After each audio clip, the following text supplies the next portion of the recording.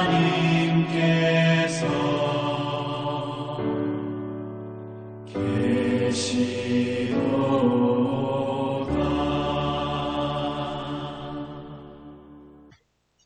2022년 9월 15일 목요일입니다. 매일 성경 오늘의 말씀은 에베소서 6장 1절에서 9절까지입니다. 성도의 지혜로운 삶, 자녀와 부모, 종과 주인의 관계를 설명하고 있습니다. 바울은 신앙 공동체에서 지혜로운 삶의 구체적인 지침을 남편과 아내의 부부관계를 설명하였습니다. 본문은 이어서 자녀와 부모 그리고 종과 상전의 관계를 설명하고 있습니다. 모든 관계의 중심에 그리스도가 있습니다. 1세기 당시 사회 통념에 비추어보면 바울의 명령은 혁명적이었습니다. 오늘 말씀을 통해 삶의 현장에서 지혜의 삶은 어떻게 드러나야 하는가를 살펴보겠습니다. 먼저는 자녀와 부모의 관계입니다.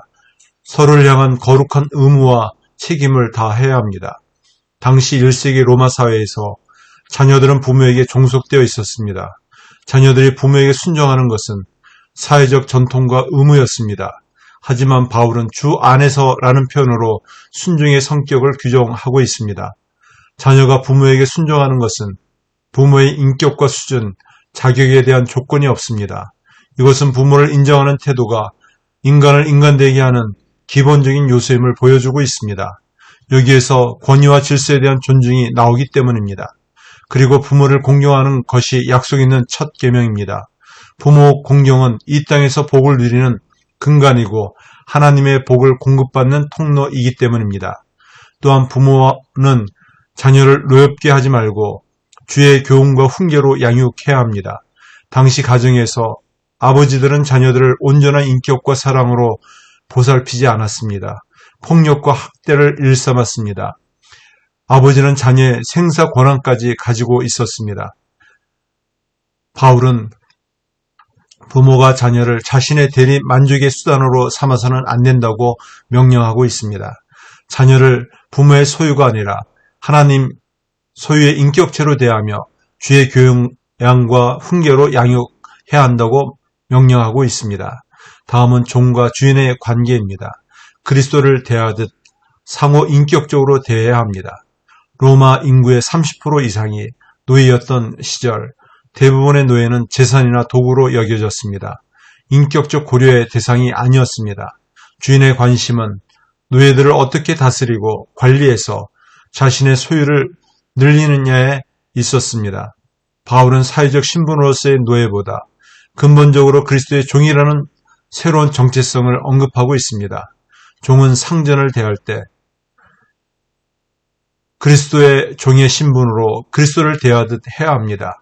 눈 가림만 하지 말고 라고 명령하고 있습니다. 당시 노예사회에 만연한 불성실한 태도에 경종을 울리고 있습니다. 자원하는 마음으로 순종해야 한다는 것입니다. 기쁜 마음으로 진심을 담아 최선을 다해야 한다는 것입니다. 주인도 종을 대할 때 자신의 지위와 권력을 남용해서는 안 됩니다. 학대나 폭력, 어떤 위협도 멈추고 그리스도께 대하듯 인격적으로 대하라고 명령하고 있습니다. 말씀을 맺습니다. 하나님 앞에서 성도들 사이에 어떤 차별도 존재할 수 없습니다. 모두가 동일하게 하나님의 사랑받는 주의 자녀들이 되었습니다. 하나님은 가정과 직장, 일터에서 더불어 함께 행복하게 살아가는 새로운 하나님 나라 창조의 질서를 세워가기를 원하십니다.